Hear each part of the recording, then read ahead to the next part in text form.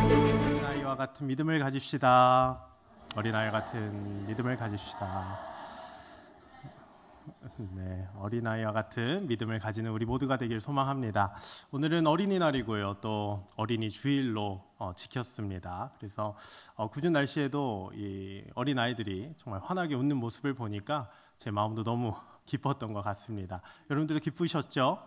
네, 이제 또 다음 주는 어버이 주일이고요. 또 5월 15일은 다 아시죠, 이제는? 네, 정교인 한마음 체육대회가 있습니다. 여기 계신 분들은 모두 다 오실 것이죠? 네, 아멘이라고 답했으니까 모두 오셔서 우리 함께 하나님 안에서 즐겁게 교제하는 우리 모든 삼락 가족들이 됐으면 좋겠습니다. 요즘 기사를 보면요, 이 SNS에 팔로워나 좋아요를 위해서 목숨을 걸고 사진을 찍는 사람들이 굉장히 많습니다. 높은 건물에서 위험한 상황을 연출하여서 극적인 사진을 건지려다가 떨어져 죽는다던가, 아니면 위험한 난간을 타고 가다가 발을 헛디뎌서 죽는다던가, 이런 기사를 요즘 심심치 않게 많이 보게 되는 것 같습니다. 이렇게 발을 헛디딘다는 것 한자로 하면 실족입니다. 이를 실의 발족이죠. 발을 헛디뎌서 죽을 수도 있는 상황입니다. 실족이라는 단어가 죽음과 연관이 있는 것입니다. 오늘 그 실족에 대한 이야기가 나오는데 너무 무서운 말씀입니다. 오늘 말씀 제가 6절을 한번 읽어보겠습니다.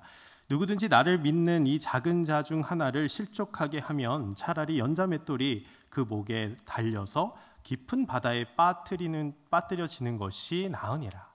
여러분, 정말 무서운 말씀입니다. 누구든지입니다. 누구든지 예수님을 믿는 이 작은 자 중 하나를 실족하게 하면 연자맷돌을 달고 바다에 빠져 죽는 것이 낫다. 여기서 말하는 연자맷돌은 소나 나귀가 들리는 큰 맷돌을 말하는 것입니다. 이 맷돌을 목에 걸고 바다에 빠지면 당연히 죽게 되는 것이죠. 이 작은 자를 실족해 하면 그 실족해 한 그 사람에게 이렇게 화가 임한다는 아주 무서운 말씀입니다. 이 작은 자가 누구입니까? 바로 어린아이라는 것이죠. 이 어린아이는 나이가 어린아이도 될 수 있지만 영적으로 좀 성숙하지 못한 자를 의미하는 겁니다. 이 어린아이를 실족하게 하는 자는 차라리 목에 연자맷돌을 달고 바다에 빠져 죽으라는 것이죠. 당시 바리새인들은 초라하고 또 단순한 신자들을 굉장히 무시했습니다. 그리고 그 당시 문화는 랍비 문화였습니다. 그래서 랍비들은 군중을 땅의 백성이라며 아주 멸시했습니다. 근데 주님은 이런 자들을 업신 여기지 말라 명하십니다. 이런 자들을 실족하게 하면 너희에게 화가 임할 것이다. 주님은 경고의 말씀을 하고 있는 것이죠. 여러분, 오늘 실족하게 하셨습니까? 실족을 당하셨나요? 실족해 하셨나요? 아니요. 아니면 다행인데요. 정말 실족하게 했다면 우리는 오늘 말씀을 정말 무서운 말씀으로 받아들여야 합니다. 실족, 내가 의도적으로 실족하게 할 수도 있지만 내가 무의식적으로 그 다른 사람을 실족해 할 수 있기 때문입니다. 그래서 무서운 것이죠. 사실 이 실족은요, 눈빛 하나로도 할 수 있는 겁니다. 여러분, 눈으로 말한다고 하죠. 여러분, 상대방이 나보다 아래라고 생각하면 자연스럽게 내 눈은 아래로 깔립니다. 너는 나보다 안 돼. 굳이 말로 안 해도, 행동으로 안 해도 눈으로 표현할 수 있습니다. 업신 여기는 거죠. 그리고 상대방은 우리의 눈을 보고 실족하게 되는 겁니다. 다음 말씀을 보십시오. 우리 7절을 같이 한번 읽어보겠습니다. 7절입니다. 시작.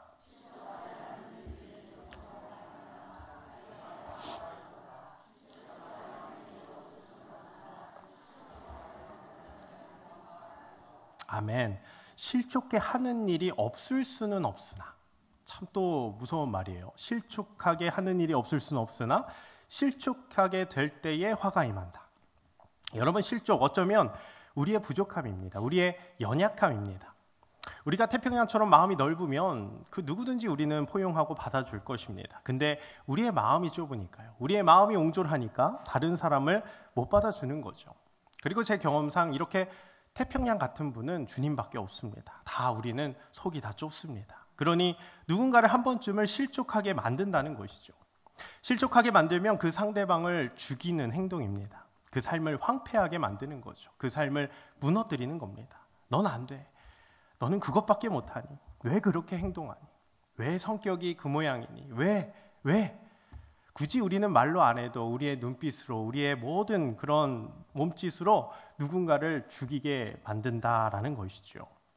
근데 오늘 말씀 8절에서 말을 합니다. 우리 8절도 다 같이 한번 읽어보겠습니다. 8절 시작. 만일 내 손이나 내 발이 너를 범죄하게 하거든 찍어내버리라. 장애인이나 다리 저는 자로 영생에 들어가는 것이 두 손과 두 발을 가지고 영원한 불에 던져지는 것보다 나으니라. 정말 무서운 말씀이죠. 근데 9절도 정말 무섭습니다. 9절도 읽어보겠습니다. 시작. 만일 내 눈이 너를 범죄하게 하거든 베어내버리라. 한 눈으로 영생에 들어가는 것이 두 눈을 가지고 지옥불에 던져지는 것보다 나으니라. 아멘. 이렇게 누군가를 실족시켜서 지옥에 갈 바에는 너희 손발이 잘리고 눈이 뽑혀도 너희는 천국에 들어가는 것이 낫다라는 겁니다. 그리고 마지막에 말을 하죠. 10절 삼가 이 작은 자 중에 하나도 없인 여기지 말라. 아멘. 이 작은 자를 섬기는 자가 그 주님은 천국에서 큰 자라고 말씀하고 있습니다. 처음에 제자들은 예수님께 여쭤봤습니다. 오늘 2절에 그때의 제자들이 예수께 나와 이르되 천국에서는 누가 크니까? 제자들이 물어봤습니다. 천국에서는 누가 크니까? 그러자 10절에 이 작은 자 중에 하나도 없인 여기지 않는 사람, 이 작은 자를 섬기는 자가 바로 천국에서 큰 자라고 주님은 말씀하고 계신 거죠. 근데 이게 정말 어떻게 할 수 있냐는 겁니다. 여러분 자녀들을 키워봐서 다 아시겠지만 청소년들을 키울 때 그 자녀를 교육시킬 때 가장 어려운 게 뭡니까? 자기가 경험한 것이 전부라고 생각하기 때문에, 내 얘기를 듣지 않기 때문에 그래서 괴로운 것이죠. 자신이 알고 자신이 이해한 부분만 알기에 그 이상을 모르기 때문에 답답한 겁니다. 그러니까 말이 통하지 않죠. 내가 경험해 봤으니까, 나는 다 알고 있다라고 하니 우리의 말이 들리지가 않는 거죠. 그러니 자녀와 소통하기가 쉽지가 않는 겁니다. 도통 내 얘기를 듣지 않으려고 하는 거죠. 그런데 이런 영적으로 미성숙한 자, 어린 자를 품는 것이 천국에서 큰 자라고 말을 하는 겁니다. 그럼 여러분, 우리가 어떻게 이렇게 천국에서 큰 자가 될 수 있을까요? 우리 스스로는 그 작은 자를 섬길 수 있을까요? 우리는 할 수 없습니다. 모르면요, 무시해야 됩니다. 말귀를 못 알아들으면 꿀밤을 때리고 윽박 질러서라도 잘못을 지적해야 됩니다. 엉뚱한 이야기를 하면 한없이 눈으로 내리깔아서 그 잘못을 그가 인정하게 만들어야 됩니다. 우리는 할 수 없습니다. 우리가 천국에서 큰 자가 되고 어린아이를 품는 성숙한 자가 되는 방법은 단 한 가지입니다. 그건 바로 주님을 통해서 내가 누구인지 깨닫는 것입니다. 여러분, 제가 최근에 저의 성질을 건드리는 사람이 있었습니다. 사실 지금 생각만 해도 아직도 화가 나는데요. 제가 사역을 마치고 집에 딱 갔습니다. 주차 자리가 딱 두 자리가 있었어요. 한 자리는 좋은 주차 자리고요, 한 자리는 나쁜 자리였어요. 근데 제 앞차가 그 좋은 주차 자리를 지나가는 겁니다. 잘 됐다. 그래서 제가 잽싸게 그 좋은 주차 자리에 제 차를 댔어요. 근데 갑자기 그 앞차가 후진을 하더니 제 차를 가로막는 겁니다. 이거 뭐죠? 싸우자는 거죠? 그래서 제가 뭐죠? 이랬죠. 그랬더니 제가 여기다 주차하려고 했어요. 처음에는 웃음이 나오더라고요. 그래서 제가 그랬어요. 제가 오늘은 여기다 댈게요. 그리고 집으로 올라갔습니다. 근데 엘리베이터를 타고 집으로 올라가는데 제 화도 올라가는 거예요. 생각할수록 열이 받는 거예요. 그래서 집에 딱 도착했는데 엘리베이터에 내리지 않고 다시 1층을 눌렀습니다. 내려갔어요. 네, 저도 성질이 있습니다. 네, 내려갔어요. 내려갔더니 아니나 다를까 아직도 거기 막고 있는 거예요. 이거 뭐 하는 겁니까? 여기 지정 주차입니까? 제가 소리 질렀어요. 그랬더니 그분이 내가 여기다 대려고 그랬다고 반말하는 거예요. 야, 이제 나이를 물어봐야 될 지경에 놓였습니다. 화가 나죠? 그렇게 딱 정적 한 5초 흘렀을까요? 근데 5초가 한 5분 정도 되는 것 같았습니다. 근데 그때 수많은 생각이 들었는데 그때 딱 드는 생각이 또 이런 겁니다. 야, 이거 싸우면 내가 지겠는데. 덩치가 있더라고요. 그래서 이거 위험한데? 근데 5초가 딱 지났는데 그 사람이 에휴 하면서 차로 돌아가는 거예요. 네, 누가 이겼어요? 네, 제가 이겼죠. 그래서 신이 나가지고 엘리베이터를 타고 올라갔습니다. 그래서 신이 나가지고 이제 아내한테 이래저래 얘기를 했어요. 네, 이런 일이 있었다고. 그래서 아내가 나를 막 칭찬해주고 토닥여줄 줄 알았는데 아내가 저를 엄청 뭐라고 하는 거예요. 저는 처음에 너무 서러웠습니다. 아니 내 편을 들어줘야지 왜 그러냐 그랬더니 들어보니까 다 아내 말은 다 맞는 말이더라고요. 싸웠어. 동네반네 다 소문나는데 나는 목사야. 그럼 어떡할 거냐. 그리고 만약에 싸웠어. 그러면 여기 쥐어 터질 거고 쥐어 터진 채로 교회 가면 누가 책임질 거냐. 다 맞는 말이죠. 그래서 그때 깨달았습니다. 아내 말은 진리구나. 첫 번째는 잘 들어야겠구나 이 생각을 했고요. 두 번째로는 내가 누구인지 분명히 깨달아야 되는구나 이 생각을 했습니다. 화가 치밀어 오르는 상황이었습니다. 그런데 내 정체성을 알면 싸우면 안 됐어요. 물론 그냥 뒤돌아서서 죄송합니다. 차 빼겠습니다. 여기다 대세요. 이러면 바보죠. 멍청하죠. 남자는 자존심이라고 하는데 자존심이 상하죠. 그런데 내가 누구인지 알면 그렇게 행동을 할 수 있다라는 겁니다. 그래서 깨달은 것, 화가 날 때는 내 자신을 돌아봐야 되는구나. 나의 정체성을 살펴봐야 되는구나. 저는 이 생각을 많이 하게 되었습니다. 여러분, 다 어쩌면 우리는 성질이 있고요, 화가 있습니다. 그리고 다른 사람을 깔보고 싶은 그런 마음들이 우리 안에 다 존재합니다. 그러나 우리가 누구입니까? 바로 하나님의 자녀라는 것이죠. 예수 그리스도를 믿어서 우리는 구원받은 하나님의 백성이라는 겁니다. 화가 날 때는 내 정체성을 돌아봐야 된다는 거죠. 바보가 될 수 있어요. 자존심이 없다고 욕할 수도 있죠. 그런데 그게 낫습니다. 제가 싸워서 입술이 터져가지고 강단에 오르면 그게 문제인 거예요. 싸웠어요. 상대방이 내가 목사인 거 알았어요. 이야, 목사도 싸우네. 어느 교회야? 이런 것보다 그 사람을 실족하게 하는 것보다 이게 100배 낫다라는 겁니다. 이게 오늘 주님이 말하는 큰 자입니다. 천국에서 큰 자입니다. 너무 단순합니다. 근데 단순한데 너무 힘들어요. 너무 괴롭습니다. 주님을 위해서 어린아이처럼 되는 것, 주님을 위해서 아무것도 모르는 것처럼 눈 감는 것, 이것이 천국에서 주님이 말하는 큰 자라는 것이죠. 근데 이것이 내 힘으로 안 되니까 어떻게 해야 됩니까? 날마다 나의 정체성을 깨닫는 것이죠. 그래서 바울은 이렇게 고백하는 겁니다. 갈라디아서 2장 20절, 우리 너무나도 잘 알고 있지 않습니까? 이제 나는 죽고 오직 예수 그리스도로 사는 것입니다. 나는 이제 그 죄된 나의 본성은 이제 예수 그리스도와 함께 십자가에 못 박고 이제 내가 사는 것은 나를 사랑하사 나를 위하여 자기 자신을 버리신 그 하나님의 아들을 믿는 믿음 안에서 사는 것입니다.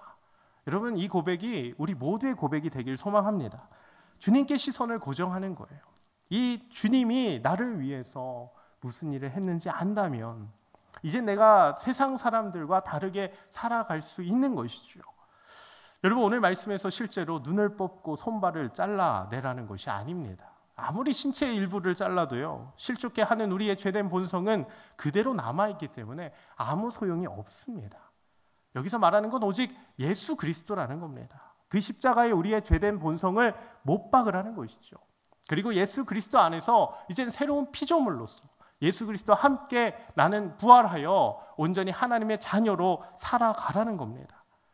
이렇게 예수 그리스도 안에서 새로운 생명을 얻은 자만이 이제 다른 사람을 실족해 하지 않는 것입니다. 오직 그 예수 그리스도, 그 보혈의 능력만이 우리를 천국에서 큰 자로 만들어 주실 줄 믿습니다.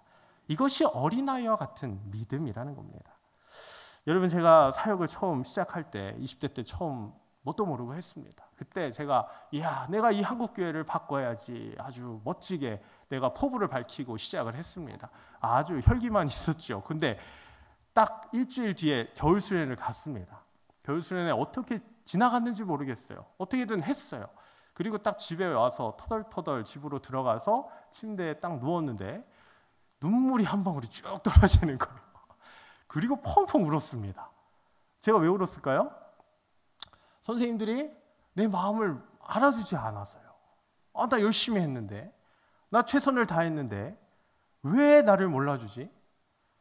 내가 저 선생님보다 내가 열심히 했는데, 내가 저 선생님보다 내가 더 고민 많이 했는데 맨날 사사건건 태클 걸고요. 뭐라고 하고요. 부족한 것만 얘기하고요. 그러면서 또 서러운 게, 야, 진짜 열심히도 안 하면서, 열심히 안 하는 사람이 더 평가는 잘해요. 여러분 아시죠? 부정적인 평가는 그 누구보다 잘합니다. 너무 억울한 거예요. 그래가지고 눈물 한 방울이 뚝 떨어졌어요. 그래서 그 교사 중에 한 분이 저를 유독이 괴롭혔는데, 근데 이제 3년이 지나고 제가 어느 교회로 다른 교회로 갔는데 유일하게 그 선생님만 저한테 연락을 주시더라고요. 솔직히 받기 싫었어요.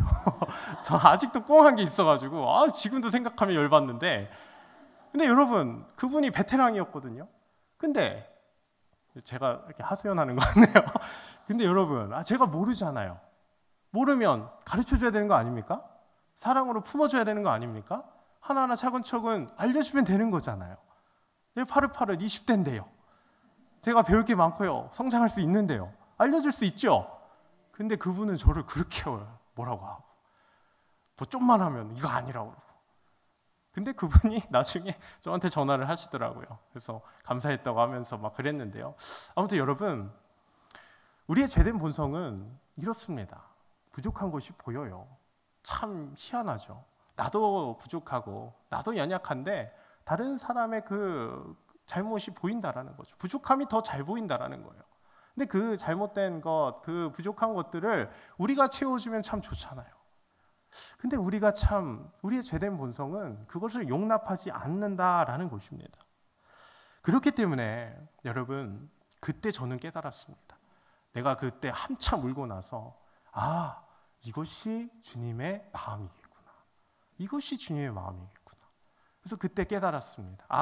사역을 하는 건 다른 것이 아니구나. 사역을 하는 건 이 주님의 마음을 깨닫기 위해서 하는 거구나.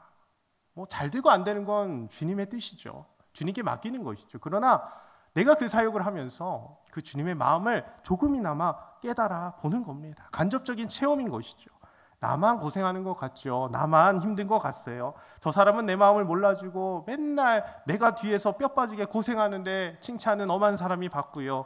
근데 여러분, 그걸 경험해야지 우리를 향하신 주님의 사랑을 알 수 있는 겁니다. 빛도 이름도 없이 그저 묵묵히 그 십자가의 길을 걸어가는 그 주님의 마음을 우리가 조금은 알 수 있는 것이죠. 이것이 어린아이 같은 믿음입니다. 정말 어린아이가 되라는 거예요? 아니에요. 바보같이 나는 아무것도 몰라요. 난 멍청해요. 이런 얘기가 아닙니다. 상대방을 세워주고 섬겨주는 겁니다.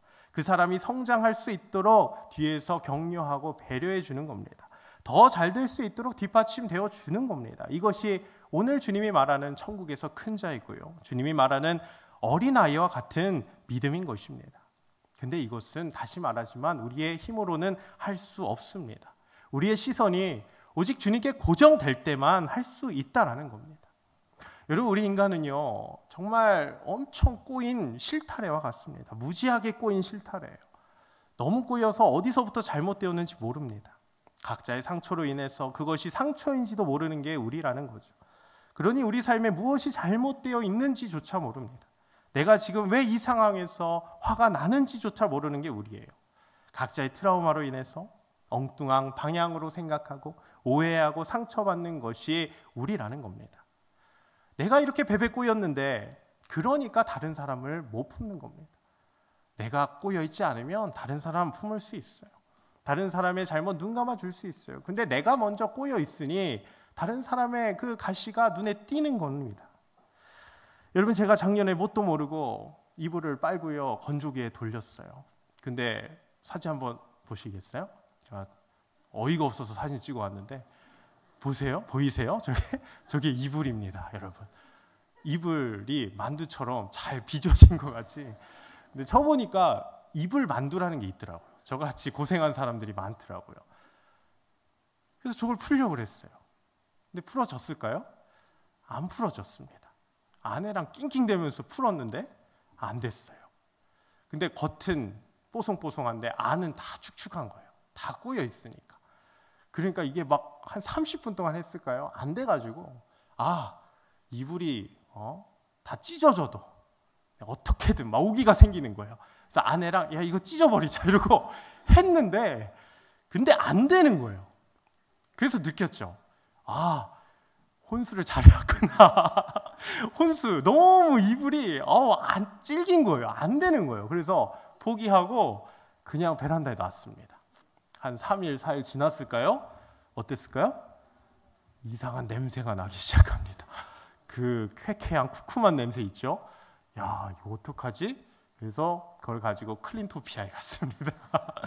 갔더니 아저씨가 허허 웃으시더라고요. 그러더니 이렇게 살살 풀기 시작하세요. 그러더니 제가 속으로 그랬죠. 저희 다 해봤습니다. 안 될 겁니다. 속으로 그랬어요. 근데 한 3분 지났을까요? 희한하게 풀어지는 거예요. 다 풀어지는 겁니다. 그래서 어떻게 하셨냐고 그랬더니 허허 또 웃으세요. 그러면서 이게 건조기보다 이불이 커서 그렇다고 다음에는 클린토피아에 맡기라고 그러셨는데요. 그래서 돈으로 해결했습니다. 그래서 뽀송뽀송한 이불을 얻을 수 있었는데요.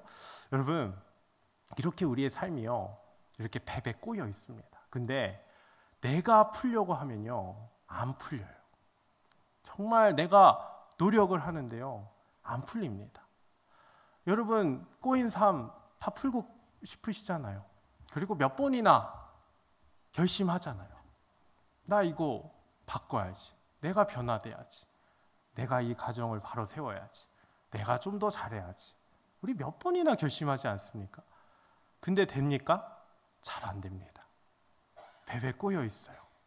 풀리지가 않습니다. 어느 삶의 영역은요, 내가 노력하면요, 더 꼬여요. 더 안 돼요. 그런 부분들이, 그런 삶의 영역들이 너무나도 많다라는 겁니다. 그러면 그 꼬인 삶의 자리에서 냄새가 나기 시작하는 거예요. 그 냄새가 나서 다시 한번 그걸 풀려고 노력을 하지만 아무리 해도 되지 않는 겁니다. 그게 우리라는 거예요. 우리의 힘으로는 할 수 없는 겁니다. 잘 되는 것 같아가도 어느 순간 확 열이 받아서 그 공든탑이 다 무너지게 됩니다. 점점 나이가 들수록 다른 사람의 실수를 용납할 수가 없어요. 더욱이 그 사람의 실수와 잘못이 나에게 피해를 끼친다면 더더욱 참기 힘듭니다. 다른 사람이 실수한 것을 내가 수습하려고 하면 속이 뒤틀려서 잠을 잘 수가 없어요. 아무리 해도요, 우리는 할 수 없습니다. 절대 안 됩니다. 어린아이와 같은 믿음, 절대 우리의 힘으로는 못 갖습니다. 다른 사람을 실족시키지 않는다?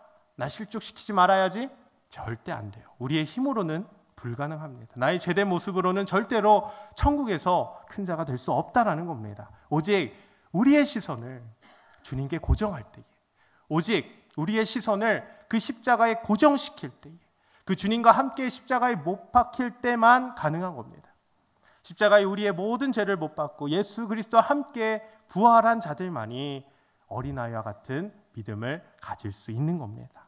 나는 안 되지만 나는 예수 그리스도 안에서 다시 태어났기에, 다시 거듭났기에, 영과 진리로 다시 태어났기에 주님 안에서 이제 나는 다른 사람을 품을 수 있는 겁니다. 다른 사람의 실수를 용납할 수 있는 거죠.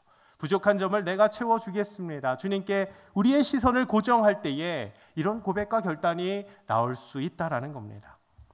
여러분, 우리는 우리의 정체성을 다시 한번 확인해야 됩니다. 우리는 이제 예수 그리스도 안에서 새로운 피조물입니다. 이제 예수 그리스도 안에서 우리는 구원받은 하나님의 백성입니다. 이제 그 하나님의 백성으로서 다시 태어났습니다. 그러니 이제 다른 사람 좀 용납해 주십시오. 다른 사람 좀 받아 주십시오. 주님이 나를 위해서 희생하셨는데 그깟 희생 얼마나 큰 희생이겠습니까? 우리가 얼마나 억울하면 얼마나 억울할까요? 우리가 희생하면 얼마나 희생할까요? 우리의 시선이 십자가에 있으면 우리는 할 수 있습니다. 어린아이와 같은 믿음으로 다른 사람을 세워주고 다른 사람을 성장시키는 우리 모두가 되길 주님의 이름으로 축복합니다. 내가 받아줌으로써 그 사람이 성장한다면 그것이 축복입니다. 우리의 죄로 인해 무너졌던 것들이 주님 안에서 다시 바로 세워지면 그것이 축복이라는 겁니다.